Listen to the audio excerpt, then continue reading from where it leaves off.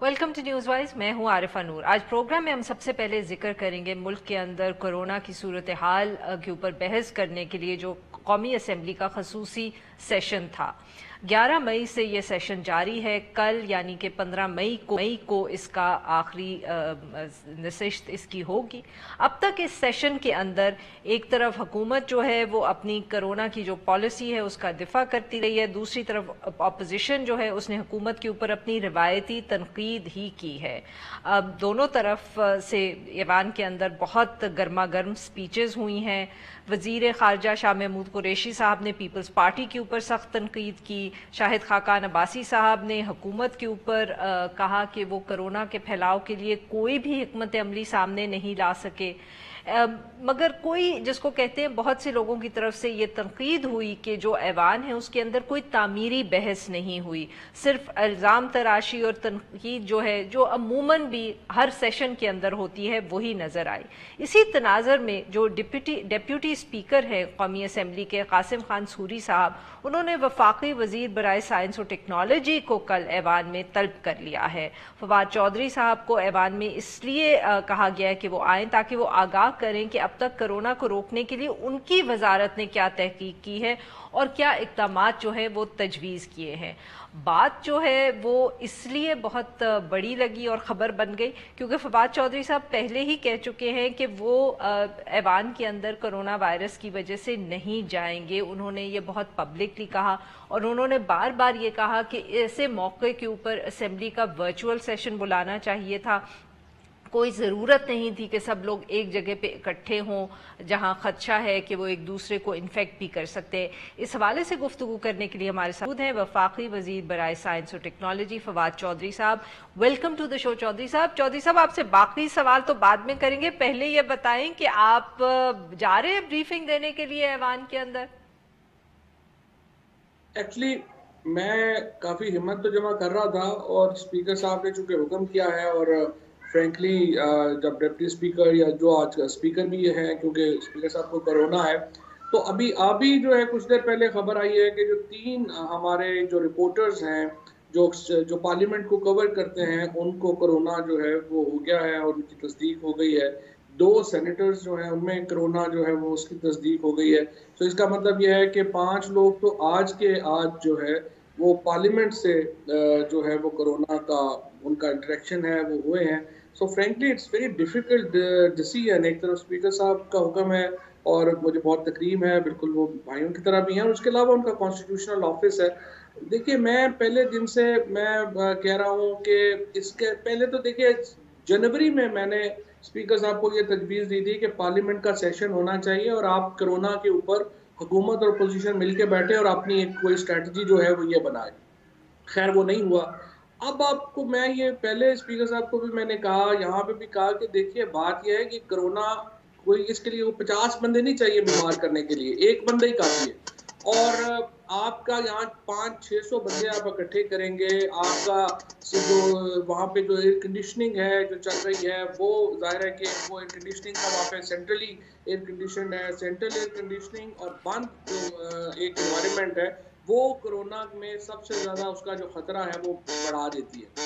अब दूसरा जो इसमें प्रॉब्लम है वो मैं ये कह रहा था कि आप इसका वर्चुअल सेशन करें तमाम लोगों को, क्योंकि देखिए पार्लियामेंटेरियंस का इनपुट होना तो बहुत इंपॉर्टेंट है, क्योंकि पार्लियामेंटेरियंस का इनपुट बगैर इन्फोर्समेंट नहीं हो सकती। तो उसका बेहतरीन तरीका ये होता कि तमाम लोगों को मौका मिल जाता अपनी बात कहने का, लंबे सेशन होते, मुस्तकिल सेशन रहता।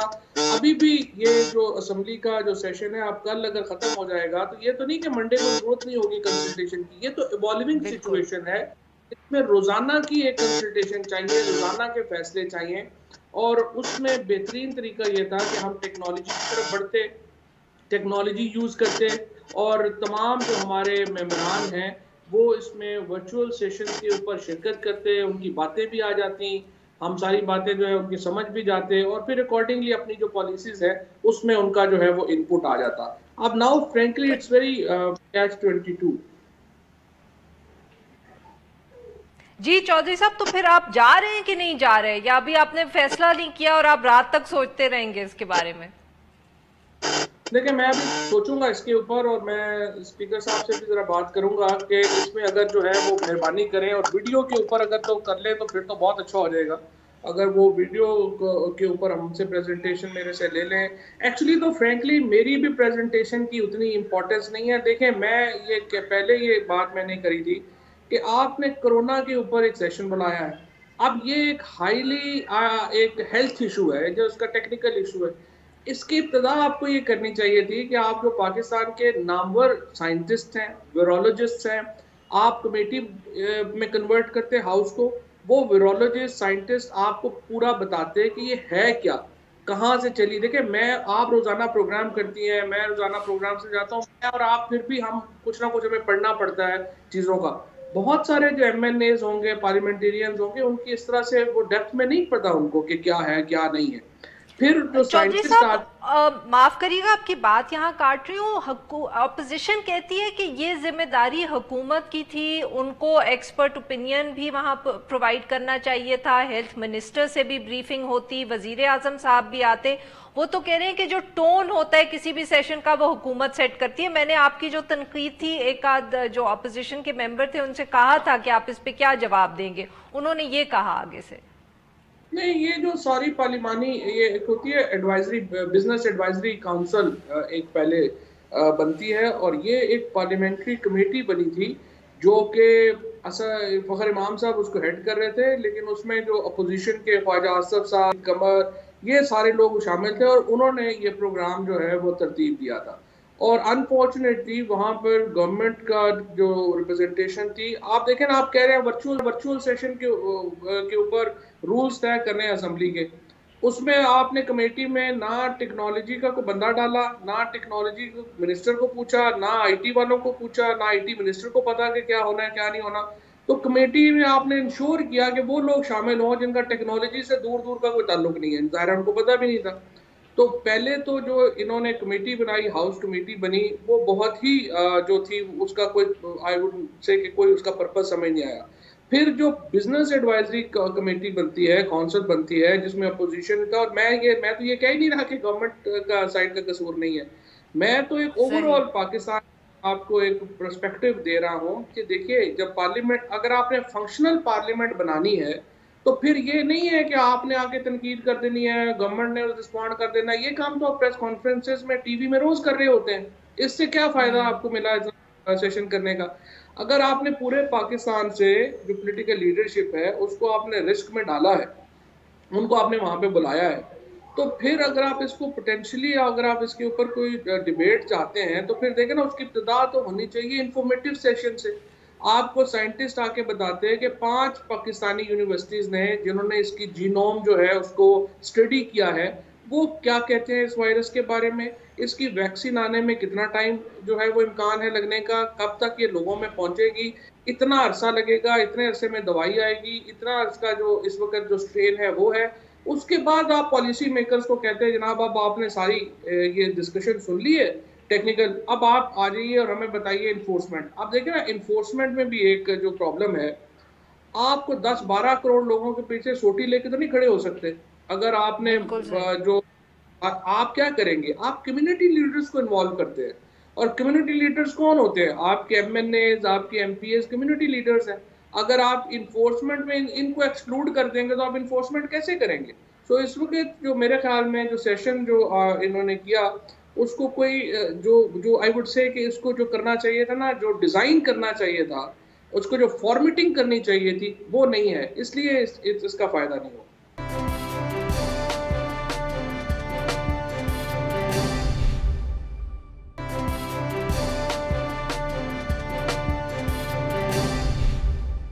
आपने जैसे कहा ना कि ये बात बहुत अहम है, जब पार्लियामेंट एज अ होल के जो पैगाम गया है लोगों को, वो आवाम को, वो ये किया है कि देखें ये सियासतदान जो हैं ये इकट्ठे होकर सिर्फ तनकीद कर रहे हैं एक दूसरे के ऊपर, इन्होंने मतलब कि मुल्क की खातिर या लोगों के लिए तो कोई कंस्ट्रक्टिव बात नहीं की। 100% बिल्कुल आपकी बात ठीक है। ये देखिए जब हम कहते हैं ना ये पार्लियामेंट नॉन फंक्शनल है, या देखिए जी इनपुट जो है वो वहाँ से उस तरह से नहीं आया, जब आप ये सारी चीज़ें होती हैं कि आप डिज़ाइन कैसे करते हैं, आप उसका आउटपुट क्या लेना चाहते हैं। جب آپ ہر چیز جو ہے وہ صرف بیوروکریسی کے اوپر آپ چھوڑ دیں گے، آپ کمیونٹی لیڈرز کو انوالو نہیں کریں گے، آپ اس کا جو پارلیمنٹ کی جو فنکشنالٹی ہے اس کو امپروو کرنے کی طرف کوئی توجہ نہیں کریں گے، تو پھر تو دیکھیں یہ سسٹم پاکستان اس طرح سے تو نہیں آگے جا سکتے. جب تک آپ اگر ملک جو اگر آپ نے آگے لے کے جانا ہے، آپ کو اپنے جو سول ادارے ہیں ان کی فنکشنالٹی کو بہتر کرنا پڑے گا، ویل انفارمڈ وہاں پہ انفارمڈ ڈسکشنز کے اوپر جو ہے وہ جانا پڑے گا. اور پھر again how can a country or a population can even imagine to develop without science and technology؟ اگر آپ کا سائنس کے اوپر ٹیکنالوجی کے اوپر اگر آپ سمجھتے ہیں کہ آپ نے انحصار ہی نہیں کرنا اور آپ نے پرانی روایتی باتوں کی طرف جانا ہے، تو پھر فرینکلی آپ پھر وہی ایک رہیں گے جو آپ ہیں. چودھری صاحب یہ بتائیے گا، اب جس طرح بھی چاہے آپ جا کے کریں یا آپ ٹیکنالوجی کا استعمال کر کے بات کریں، تو اب آپ اسپیکر صاحب کو ویسے کل جو وہ پوچھ رہے ہیں سوال آپ سے، آپ اس کے جواب میں کیا کہیں گے، کیا بتائیں گے کہ سائنس اور ٹیکنالوجی کی منسٹری نے کیا ایسا کام کیا which you think that the parliament needs to know about؟ نہیں، سب سے پہلے تو دیکھیں نا، سب سے پہلے تو میں یہ سمجھتا ہوں کہ ایک تو ہمیں جو سائنٹسٹ ہیں ان کو یہ ہمیں پہلے آ کے ہم سمجھیں کہ یہ وائرس ہے کیا. اور جو پاکستان کے اندر جیسے نسٹ نے اپنی اسٹڈی کی ہے وائرس کے اوپر، اسی طرح سے جو کراچی یونیورسٹی ہے وہاں پہ جو سینٹر ہے انہوں نے جو اس کی جو ہے وہ اسٹڈی کی ہے، ڈاکٹر طاہر رحمان صاحب وغیرہ نے، ڈاکٹر اقبال صاحب نے، پھر ڈاؤ یونیورسٹی نے کی ہے، ایوب میڈیکل والوں نے کی ہے، NIH نے اس کے اوپر بڑا جو ہے وہ کام کیا. یہ تمام جو ایکسپرٹ اوپینینز ہیں یہ ایکچولی آنی چاہیے اور ان کے ساتھ شیئر ہونی چاہیے ممبران کے ساتھ. پھر سیکنڈ پہ دیکھیے جو بھی ایک اس طرح کی وبا آتی ہے وہ 3-4 سٹیجز میں آپ اس کو کاؤنٹر کرتے ہیں. پہلی آپ کی سٹیج ہے آپ نے کاؤنٹر کرنا ہے کہ اس کا سپریڈ جو ہے اس کو بڑھنے سے آپ نے روکنا ہے. سیکنڈ کے اوپر آ کے آپ نے پھر اس کا ڈیٹا سٹڈی کرنی ہے. ڈیٹا سٹڈی کے اوپر کہ فار ایگزامپل دیکھیے ہم نے ابھی جو سائنس فاؤنڈیشن ہے ہم نے پروجیکٹ لانچ کیا ہے کہ یہ سمجھ آنی چاہیے کہ یہ فار ایگزامپل جو زائرین تھے جو تافتان کے بارڈر پہ تھے تو کیا وجہ ہے کہ آدھے لوگوں کو ہوا آدھے لوگوں کو نہیں ہوا. تبلیغی جماعت کے اراکین تھے وہ کٹھے تھے، آدھے لوگوں کو ہوا بے شمار لوگوں کو ان میں سے نہیں ہوا. جن کو نہیں ہوا اس کی کیا وجہ تھی، یہ ڈیٹا انالیسس جو ہے وہ کرتے ہیں. اور پھر تھرڈ فیز جو آتی ہے وہ آپ کی کیور کی اور پھر ریہیبلیٹیشن کی فیز جو ہے وہ آتی ہے. سو اس کی جو پریونشن کا معاملہ ہے اس میں تو actually frankly we have done rather well ابھی تک. ابھی اس کو اور ministry of science and technology نے تو آپ بڑا سیدھے بات ہے 26 فروری کو جب پہلا کیس آیا تھا پاکستان میں ہم کچھ بھی اپنا نہیں بنا رہے تھے. ان 2 months ٹائم اب سوائے وینٹیلیٹرز کے اور N95 ماسک کے جو بھی کمرشلائز نہیں ہوئے تقریباً 99% چیزیں ساری اب ہماری انڈیجنس ہے. اور اب ہم جو ہمارے ڈس انفیکٹنٹس ہیں وہ ہم ایکسپورٹ کر رہے ہیں. PPEs ہماری جو ہے وہ بالکل ہم ایکسپورٹ کر سکتے ہیں. گورنمنٹ کو ہم نے کہا ہے اس کی اجازت دے دیں ایکسپورٹ کرنے کی. اگر وہ بھی ہم ایک بہت بڑا جی چودھری صاحب running out of time, very quickly last question. اب آپ کے خیال میں کیا جو پہلی تقریر تھی حکومت کی طرف سے وہ فورن منسٹر کو اس موقع پہ کرنی چاہیے تھی؟ بہتر یہ نہ ہوتا کہ ہیلتھ منسٹر یا اسد عمر صاحب جو لیڈ کر رہے ہیں NCOC کو ان کی طرف سے وہ تقریر آتی؟ فرینکلی پہلی تو میری نظر میں تقریر تو کے بجائے پہلے تو جس طرح میں نے پہلے کہا کہ میرے خیال میں تو جو ٹاپ کے وائرولوجسٹ ہیں سائنٹسٹ ہیں پہلے جی وہ آپ کی بات بالکل صحیح ہے. میں تو ویسے حکومت کے رسپانس کا کری تھی کہ پہلی تقریر ان لوگوں سے نہیں آنی چاہیے تھی جو actually are involved in the government response to کووڈ-19. فرینکلی بات یہ ہے کہ اگر پولیٹیکل تقریری کرنی ہے تو پھر کوئی بھی کر لے، پھر تو کوئی فرق نہیں پڑتا نا. اگر آپ نے پولیٹیکل جواب ہی دینا ہے تو وہ آپ نے اپوزیشن والوں نے جو ہے وہ اجلاس بلایا تھا، وہ لیڈر آف اپوزیشن تو خود ہی نہیں آئے. اور مجھے ان کی انسسٹنس کی بھی نہیں سمجھ آئی کہ وہ لوگ کیوں کہہ رہے تھے بار بار کہ اجلاس بنائے اور اس کے بعد خود بھی نہیں آئے.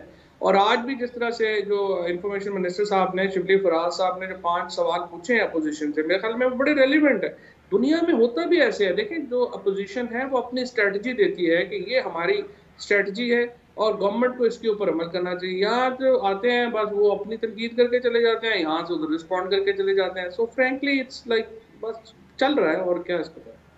چودھری صاحب quickly very quickly Shahid Khaqan Abbasi صاحب نے تو ایک سجیسٹن دی ہے کہ آپ ماسک کو مینڈیٹوری کر دیں. آپ کے خیال میں یہ ایک اچھا آئیڈیا ہے؟ فرینکلی آئی ڈونٹ نو، میں ایکسپرٹ نہیں ہوں، نہ ہی شاید فقان عباسی صحیح. صاحب ایکسپرٹ. یہ تو جو وائرولوجسٹ ہیں اور سائنٹسٹ ہیں، یہ فیصلے تو انہوں نے کرنے ہیں اور ان کو کرنے چاہیے. یہ تو ڈاکٹر فیصل سلطان ہے، ڈاکٹر ظفر ہے، دونوں بڑے زبردست ایکسپرٹس ہیں اپنے اپنے. اس طرح سے جو باقی ایکسپرٹس ہیں ان کو ساتھ میں لائیں، اوپینین لیں اور اس کے مطابق فیصلے کریں. مطلب مجھے آپ کو یا شاید فقان کو کیا پتا ہے. بہت بہت شکریہ چودھری صاحب، آپ نے ہم سے. ناظرین یہاں پہ لیں گے ایک چھوٹا سا بریک، اور جب ہم بریک سے واپس آئیں گے تو ہم بات کریں گے جو انکوائری کمیشن چینی کے حوالے سے آج کل کام کر رہی ہے، اور چیف منسٹر عثمان بزدار صاحب سے بھی انہوں نے بات کی. اسٹے ود اس.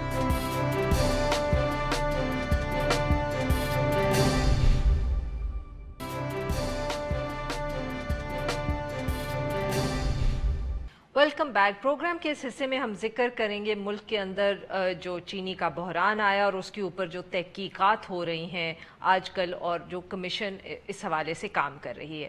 گزشتہ روز وزیر اعلیٰ پنجاب عثمان بزدار صاحب جو تھے وہ اس چینی بحران کی تحقیقاتی کمیشن کے سامنے پیش ہوئے، اور انہوں نے ادھر اپنا موقف دیا. جو 2018-19 کے درمیان شوگر ملز کو 3 ارب کی سبسڈی دی گئی تھی ان کی حکومت کی طرف سے. میڈیا رپورٹس جو سامنے آئی ہیں ان کے مطابق عثمان بزدار صاحب نے کمیشن کو بتایا کہ اکتوبر 2018 کے اندر جو اکنامک کوآرڈینیشن کمیٹی ہے اس نے یہ فیصلہ کیا کہ چینی جو ہے اس کی ایکسپورٹ کی تو اجازت دے دی جائے گی، مگر انہوں نے سبسڈی نہیں دی.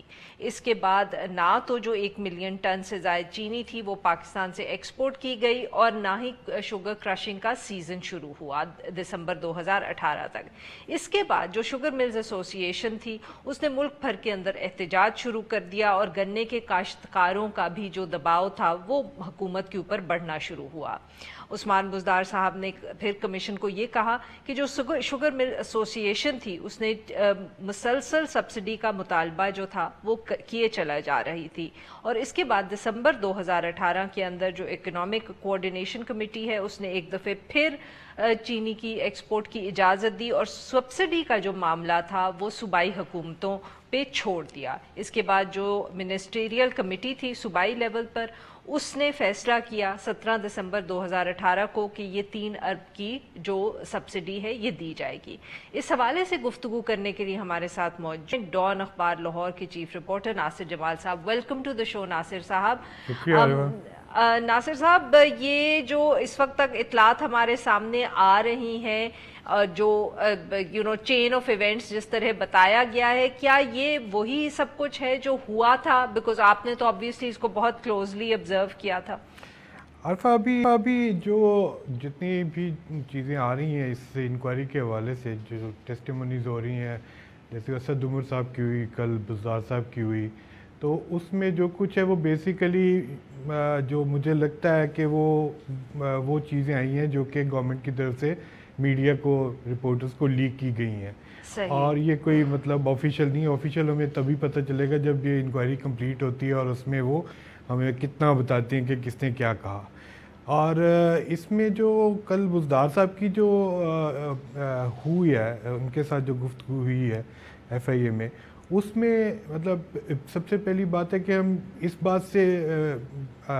بات کو ایک سائڈ پہ رکھ کے کہ سبسڈی ٹھیک دی گئی یا غلط دی گئی، وہ ہمیں جو نظر آتا ہے اس میں وہ یہ ہے کہ جو ایکسکیوز بنایا گیا سبسڈی دینے کا، وہ کافی جو ہے وہ کافی اس میں کوئی جان نہیں ہے.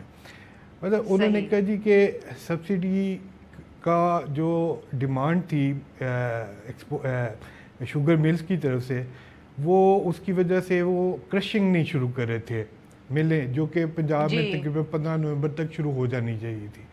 اور یہ کہ انہوں نے میڈیا میں ایک کیمپین لانچ کی تھی اور گورنمنٹ پہ پریشر لے کے آئے کہ جی کہ ہمیں سبسڈی دی جائے، اور پھر کسانوں کا گنا نہیں اٹھایا تو اس کی وجہ سے کسانوں کی بھی پروٹیسٹ وغیرہ شروع ہو گئے.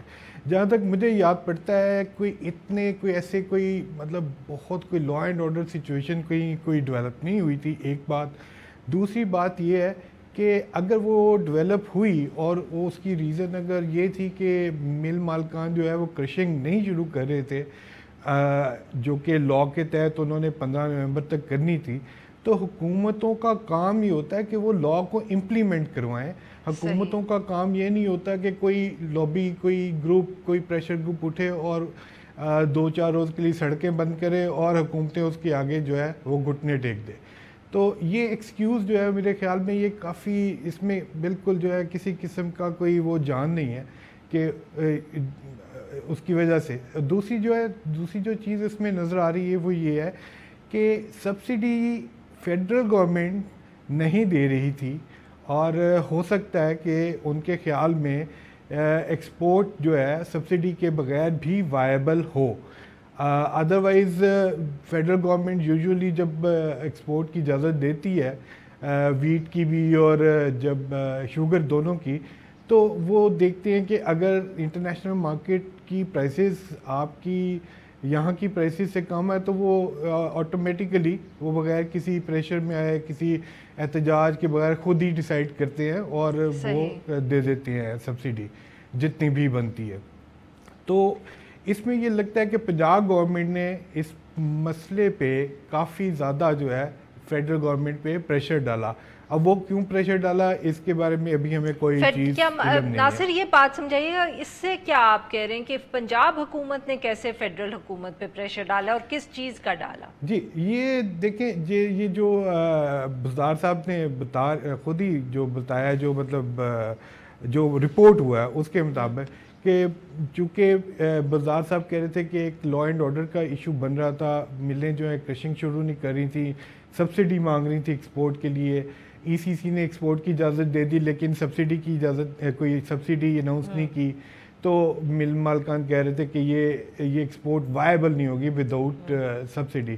تو اس کے بعد بزدار صاحب نے اپنی یہاں پہ پنجاب کے اندر ایک کمیٹی بنائی منسٹرز کو انوالو کر کے, اور اس کے بعد اس میں ان کی جو ریکمنڈیشنز تھی وہ پروبیبلی یہی تھی کہ ان کو سبسڈی دی جائے. اور اس کے بعد بزدار صاحب ای سی سی کے پاس لے کے گئے مسئلہ, مطلب at the end of the day آپ یہ کہہ لیں کہ دسمبر کی جو آخری ای سی سی کی میٹنگ ہوئی اس میں انہوں نے ای سی سی سے یہ اپروول لے لی کہ وہ فیڈرل گورنمنٹ تو سبسیڈائز نہیں کرے گی شوگر ایکسپورٹس, لیکن اگر صوبہ کو سمجھتا ہے کہ وہ سبسڈی دینے کی ضرورت ہے اور اس کو وہ اپروپریٹ سمجھتا ہے تو وہ اپنی مرضی سے دے دے اپنے. ناصر صاحب میں آپ کو بات آپ کی کاٹ رہی ہوں, تو کیا عموماً یہ 2018-19 سے پہلے جب بھی چینی جو تھی وہ ایکسپورٹ ہوتی تھی تو یہ سبسڈی کون دیتا تھا؟ کیا صوبائی حکومت دیتی تھی یا پھر فیڈرل حکومت؟ جی عرفہ, نارملی یہ ہوتا ہے کہ فیڈرل گورنمنٹ سبسیڈائز کرتی ہے ایکسپورٹس کو, پروونشل گورنمنٹس نہیں کرتی.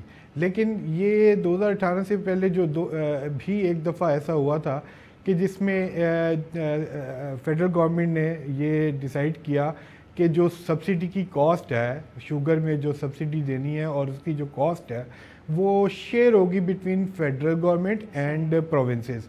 تو اس میں بھی ہم دیکھتے ہیں کہ پنجاب نے تھوڑی سی سبسڈی دی تھی اس سے پہلے پروبیبلی 2017 میں, اور ساتھ میں سندھ والوں نے بھی سبسیڈائز کیا تھا. تو پنجاب نے پنجاب کی ملوں کو سبسیڈائز کیا تھا, سندھ نے سندھ کی ملوں کو سبسیڈائز کیا تھا, اور اس کے علاوہ فیڈرل گورنمنٹ نے وہ دونوں پروونسز کے جو ایکسپورٹرز ہیں جو ان کو ایک پورشن آف دی سبسڈی وہ اس کا برڈن وہ خود اٹھایا تھا. تو نارملی ہوتا یہی ہے کہ فیڈرل گورنمنٹ ہی سبسیڈائز کرتی ہے, سبسڈی دیتی ہے, لیکن کبھی کبھی یہ ہوتا ہے کہ دونوں جب ان کے پاس پیسے اتنے نہیں ہیں, ان کے خیال میں یہ اس کی اماؤنٹ سبسڈی اماؤنٹ کو زیادہ ہو رہی ہے تو وہ کہتے ہیں کہ پروونسز بھی اس کے اندر جو ہے وہ اپنا حصہ جو ہے نا وہ ڈالیں. تو اس میں آپ دیکھیں کہ سندھ نے میرا خیال ہے کہ تقریباً 2 گنا زیادہ سبسڈی دی تھی اپنے سندھ کی ملوں کو. تو یہ چیزیں چلتی ہیں. پروونسز اکیلا کوئی پروونس ایکسپورٹ کو سبسیڈائز کرے ہو, یہ اس کی میرا خیال ہے یہ پہلی اگزامپل ہے کہ صحیح اس طرح سے 2018-19 کے اندر جی which in itself is very unusual. مطلب یہی آپ کہہ رہے ہیں نا کہ یہ بات جو ہے یہ پہلے کبھی نہیں ہوا. ناصر صاحب اب یہ بتائیے گا، آج کل یہ بھی بہت ذکر ہو رہا ہے کہ یہ جو رپورٹ، جیسے آپ نے کہا کہ تفصیلات تو ہمیں اس کمیشن کی رپورٹ سے ہی معلوم ہوں گی اگر وہ مکمل ہو گئی اور اس کے بعد پبلک ہوئی، کچھ بات یہ بھی ہو رہی ہے کہ اس فورینسک رپورٹ سے یہ بھی سامنے آئے گا کہ چینی ایکسپورٹ ہوئی بھی تھی کہ نہیں. یہ بات کیوں بار بار لوگ کرتے ہیں اور یہ اہم کیوں ہے اس سارے قصے کے اندر؟ جی یہ بات آپ کی صحیح ہے، لوگ یہ باتیں کر رہے ہیں کہ جی چینی ایکسپورٹ نہیں ہوئی تھی. اب نارملی جو آپ جب دکھاتے ہیں کہ ایک کمپنی جو ہے وہ کوئی ایکسپورٹ کر رہی ہے تو اس کے ڈاکیومنٹس ہوتے ہیں، ساری چیزیں ہوتی ہیں. اچھا، لیکن اور کسٹم میں اس کا ریکارڈ ہوتا ہے اور سارا، تو اسٹیٹ بینک کے ساتھ بھی ریکارڈ، جہاں پہ سبسڈی انوالو ہوتی ہے اور چونکہ ایکسپورٹ ہے تو ریمیٹنسز بھی انوالو ہوتی ہیں، تو اسٹیٹ بینک کے پاس بھی اس کا ریکارڈ ہوتا ہے جنرلی. لیکن ہمارے ہاں یہ ہے کہ اگر آپ کو شاید یاد ہو کہ یہ ارلی 2000s یا لیٹ 90s میں ایک بہت بڑا سکینڈل ہوا تھا جس میں ٹیکسٹائل ایکسپورٹرز انوالو تھے فیصل آباد کے. اس میں انہوں نے جو ہے ریفنڈز لینے کے لیے جعلی انوائسز ایکسپورٹس کی بنائی تھیں اور اس میں انہوں نے اس پہ بلینز آف روپیز جو ہے نا ان کے ریفنڈز لیے تھے. مطلب وہ کچھ اس طرح سے ہوا تھا کہ جی ایف بی آر نے جتنا ٹیکس ان سے کلیکٹ کیا تھا ٹیکسٹائل انڈسٹری سے، اس سے زیادہ انہوں نے وہ ریفنڈز میں دے دیا. تو اس سے پتہ چلا کہ یار یہ کیسے ہو گیا. تو پھر وہ بعد میں انہوں نے کچھ ریڈز کی فیصل آباد میں، وہاں پہ وہ انوائسز پکڑے گئے ایسے جنہیں ہم کہتے ہیں فیک انوائسز کی فیکٹریاں تھیں وہاں پہ فیصل آباد میں بنی ہوئی. مطلب میں کوئی بھی بندہ وہاں پہ جا کے کہ یا مجھے 10 کروڑ روپے کی ایک انوائس بنا دیں، ریفنڈ انوائس، وہ آپ کو بنا دیتے تھے، آپ اس میں سے اس کو شیئر دے دیتے تھے اور آپ ایف بی آر کے آفیسرز کے ساتھ مل کے کوئی پولیٹیکل اپنا انفلوئنس ایکسرسائز کر کے آپ وہ ریفنڈز لے لیا کرتے تھے. تو ناصر صاحب آپ کہہ رہے ہیں کہ چینی کے ساتھ بھی یہی ہوتا ہے یا ہو سکتا ہے؟ یہ ہو سکتا ہے، لیکن میرا نہیں خیال، اگر ہوا بھی ہوگا تو یہ شاید جو چینی اگر افغانستان میں گئی ہوگی تو اس میں دیر از اے پاسبلٹی، لیکن اگر افغانستان کے علاوہ کسی اور ڈیسٹینیشن پہ گئی ہے تو اس میں میرا خیال ہے کہ اتنی پاسبلٹی انوالو نہیں تھی. دوسرا یہ کہ چونکہ ٹیکسٹائل کا تو اتنا تھا کہ ہر سال کا ایشو تھا، مطلب کئی سالوں تک وہ چلتا رہا. تو چینی تو چونکہ ہوتی ہے مطلب ایک سال ایکسپورٹ ہوئی، اگلے سال نہیں ہوئی، 2 سال ہوگی، تیسرے سال چوتھے سال نہیں ہوئی، 5 سال کے بعد ہوئی، تو اس میں میرا خیال اتنا چانسز نہیں ہے. افغانستان والا ایشو یہ ہے کہ افغانستان میں جو ہماری ایکسپورٹ ہوتی ہے وہ پراپرلی ریکارڈ نہیں ہوتی، تو اس میں دیر از اے پاسبلٹی کہ اس میں کسی نے کوئی تھوڑی بہت کوئی گڑبڑ کی ہو، لیکن میرا نہیں خیال کہ یہ کوئی میجر کوئی اس طرح سے کوئی چیز، اس میں شاید اتنے بڑے اماؤنٹس انوالو نہ ہو جتنے لوگ جن کا اشارہ کر رہے ہیں. جی میرا خیال ہے ٹوٹل جو سبسڈی ہے، جو بجٹ ڈاکومنٹس ہیں پنجاب گورنمنٹ کے، وہ جو دی گئی تھی 2019 میں، وہ ٹوٹل 5.5 بلین کی ٹوٹل تھی سبسڈی. تو اس میں اتنی زیادہ میرا نہیں خیال کہ کوئی اس کا کوئی بہت ہی کوئی مطلب 4-5%, 7% کوئی اس طرح سے، تو دیر از اے پاسبلٹی کہ ہوئی ہو، لیکن اس سے زیادہ کا میرے خیال میں کہ نہیں ہے ایسا. بہت بہت شکریہ ناصر صاحب، آپ نے ہم سے بات کی. ناظرین یہاں پہ لیں گے ایک چھوٹی، جب ہم بریک سے واپس آئیں گے تو ہم بات کریں گے پاک ایران بارڈر کی اور اس حوالے سے جو کچھ ڈیولپمنٹس ہوئی ہیں. اسٹے ود اس.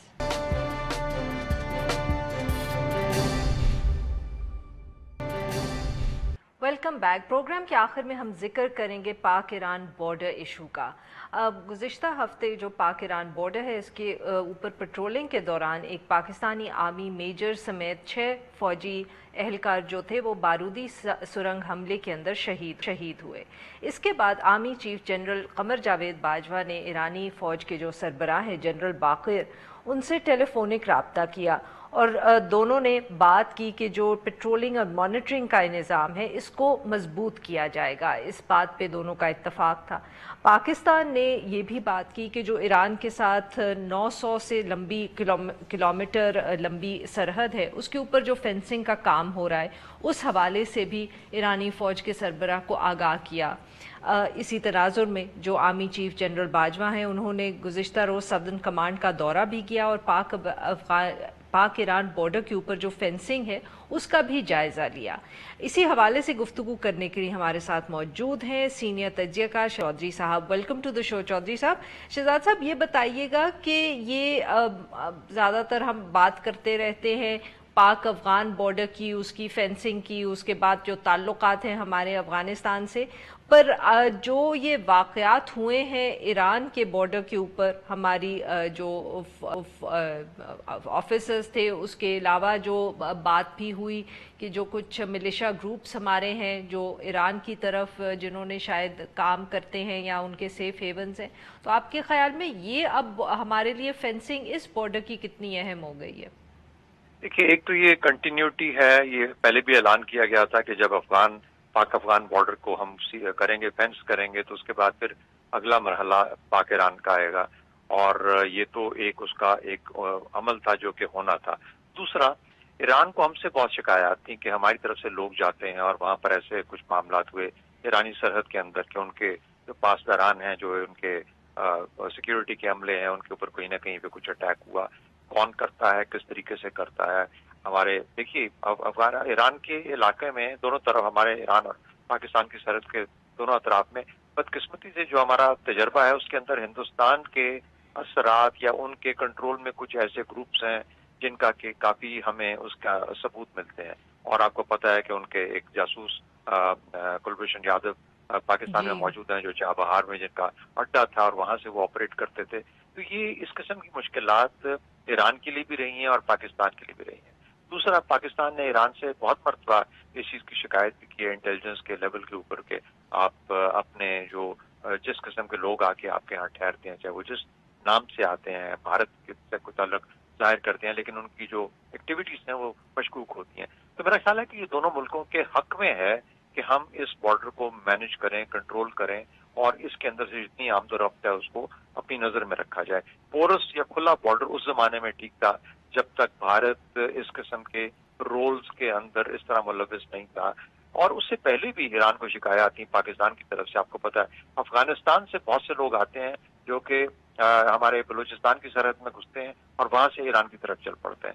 تو اب اس میں کچھ ایسے بھی ہو سکتے ہیں جو کہ پاکستان کے لیے مشکلات کھڑی کرنا چاہتے ہیں، جو حالانکہ بیسڈ افغانستان میں ہوتے ہیں. تو میرا خیال ہے آل ان آل یہ ایک بہتر قدم ہے جو کہ اس سرحد کو بھی بڑی حد تک سٹیبل کرے گا. اور میرے خیال میں ایک پاکستان اور ایران کے درمیان میں اگر کسی قسم کی شکایات ایگزسٹ کرتی ہیں تو ان کو بھی قابو رکھنے میں اور کنٹرول کرنے میں مدد دے گا اور شکایات میں کمی کی بہت زیادہ. شہزاد چودھری صاحب یہ بتائیے گا کہ فینسنگ جیسے آپ نے کہا کہ اس طرح کے ہمیں بہت سارے تحفظات تھے افغانستان کے ساتھ فینسنگ شروع ہوئی، کابل حکومت کا ایک خاص موقف تھا اس فینسنگ کے اوپر. they were not too happy with the idea. Iran کا کیا موقف ہے؟ وہ کس طرح دیکھتے ہیں اس فینسنگ کو؟ کیا ان کے بھی کوئی اس طرح کے تحفظات ہیں یا وہ اس موو کو سپورٹ کرتے ہیں؟ دیکھیے، جہاں تک پاک ایران بارڈر ہے یہ تو ایک اسٹیبلش بارڈر ہے. یعنی ہمارے نظر میں تو پاک افغان بارڈر بھی ایک اسٹیبلش بارڈر ہے، لیکن افغانستان کی طرف سے اس پہ کہیں نہ کچھ شور مچتا رہتا ہے اور وہ اس کو بارڈر کو فی الحال بارڈر تصور نہیں کرتے. اسی لیے پاکستان نے بجائے اس ڈیورنٹ لائن کے یا اس بارڈر کے جس کو ڈیورنٹ لائن کہا جاتا تھا، بجائے وہاں فینس لگانے کے افغانستان کے ساتھ کم از کم 500 میٹر اندر کی طرف لگائی ہے، جہاں پر کہ پاکستان کا اپنا علاقہ ہے اور کسی کو شکایت نہیں ہو سکتی.